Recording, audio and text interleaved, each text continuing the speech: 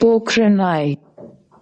तिथि और कोडनामा 18 मई 1974 को आयोजित इस एकल परमाणु परीक्षण को कोडनाम स्माइली बुद्धा दिया गया था।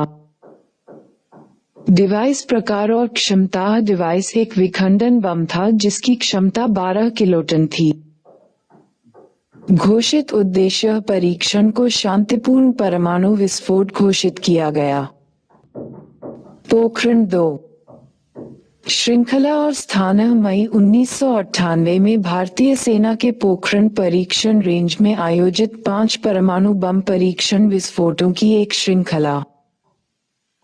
तारीख, कोडनेम और विस्फोट। परीक्षण 11 मई 1998 को कोडनेम ऑपरेशन शक्ति के तहत शुरू हुए। प्रारंभ में एक सम्मेलन और 2 विखंडन बमों का विस्फोट किया गया।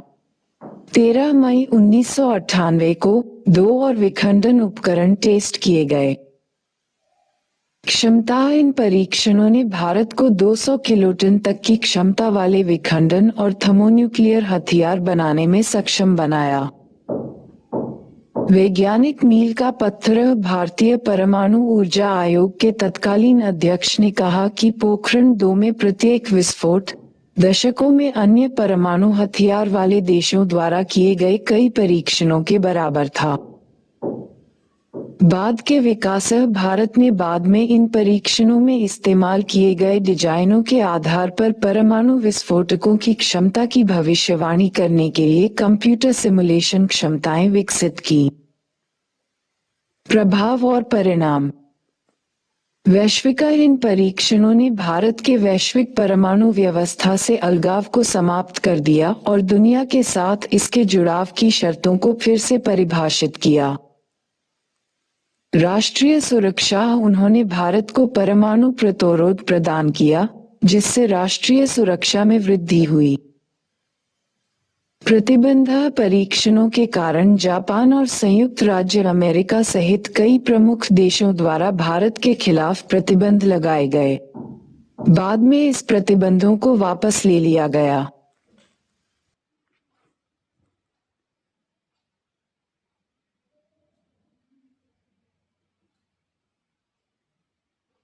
परिचय। घोषणा तिथि। भारत के परमाणु सिद्धांत की घोषणा पहली बार सुरक्षा पर कैबिनेट समिति (CCS) की बैठक के बाद जनवरी 2003 में की गई। प्रमुख सिद्धांत।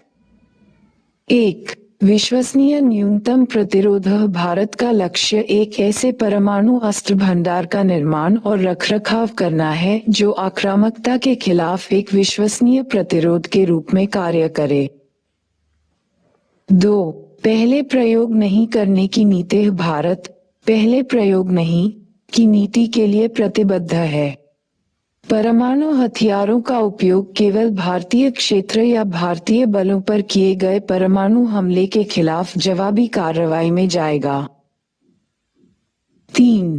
प्रतिशोध की रणनीति। भारत के खिलाफ पहले परमाणु हमले की स्थिति में भारत का परमाणु प्रतिशोध बड़े पैमाने पर होगा और अस्वीकार्य क्षति पहुंचाने के लिए डिजाइन किया गया होगा। 4. प्रतिशोध के लिए प्राधिकरण। परमाणु जवाबी हमलों को केवल नागरिक राजनीतिक नेतृत्व द्वारा परमाणु कमान प्राधिकरण के माध्यम से अधिकृत किया जा सकता है। 5. गैर परमाणु राष्ट्रों के खिलाफ गैर उपयोग। भारत उन राष्ट्रों के खिलाफ परमाणु हथियारों का उपयोग नहीं करने की प्रतिज्ञा करता है जिनके पास परमाणु हथियार नहीं है। अतिरिक्त शर्तें। 1. जैविक या रासायनिक हमलों का प्रतिशोध।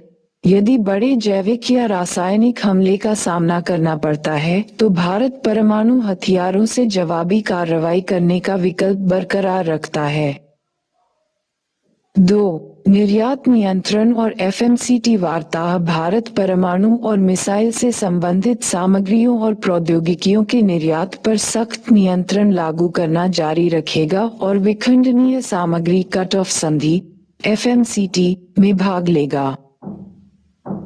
3. निरस्त्रीकरण के प्रति प्रतिबद्धता भारत वैश्विक, सत्यापन योग्य और गैर भेदभावपूर्ण निरस्त्रीकरण के माध्यम से परमाणु हथियार मुक्त दुनिया के अंतिम लक्ष्य के लिए प्रतिबद्ध है। संक्षेप में, भारत का परमाणु सिद्धांत विश्वसनीय, न्यूनतम प्रतिरोध और पहले उपयोग नहीं नीति के सिद्धांतों पर बनाया गया है। सिद्धांत उन सख्त शर्तों को भी रेखांकित करता है जिनके तहत परमाणु प्रतिशोध पर विचार किया जाएगा, जिसमें जैविक या रासायनिक हमलों का सामना करना भी शामिल है। ये परमाणु निर्णयों पर नागरिक नियंत्रण पर जोर देता है और परमाणु निरस्त्रीकरण के प्रति भारत की निरंतर प्रतिबद्धता को दर्शाता है। परिचय और उद्देश्य। परमाणु हथियारों के अप्रसार पर संधि (एनपीटी) वैश्विक सुरक्षा के लिए एक महत्वपूर्ण अंतर्राष्ट्रीय संधि है। इसके 3 मुख्य लक्ष्य हैं। 1. परमाणु प्रसार की रोकथाम। गैर परमाणु हथियार राज्यों में परमाणु हथियारों के प्रसार को रोकना। 2. शांतिपूर्ण परमाणु प्रौद्योगिकी। अंतर्राष्ट्रीय सुरक्षा उपायों के तहत शांतिपूर्ण परमाणु प्रौद्योगिकी के विकास को सुनिश्चित करना। 3. परमाणु निरस्त्रीकरण। परमाणु हथियारों को नष्ट करने के उद्देश्य से विमर्श को बढ़ावा देना। सदस्य राज्यों की श्रेणियां। ये संधि पार्टियों की 2 श्रेणियों को स्वीकार करती है। 1. परमाणु हथियार राज्य (NWS) उन 5 राज्यों के रूप में परिभाषित किया गया है जिन्होंने 1 जनवरी 1967 से पहले परमाणु उपकरण का विस्फोट किया था, अर्थात संयुक्त राज्य अमेरिका, सोवियत संघ, अब रूस, यूनाइटेड किंगडम, फ्रांस और चीन। 2. गैर परमाणु हथियार राज्य (NNWS) अन्य सभी हस्ताक्षरकर्ता। प्रमुख प्रावधान। 1968 में हस्ताक्षरित और 1970 से प्रभावी यह संधि निम्नलिखित मुद्दों को निर्धारित करती है। 1.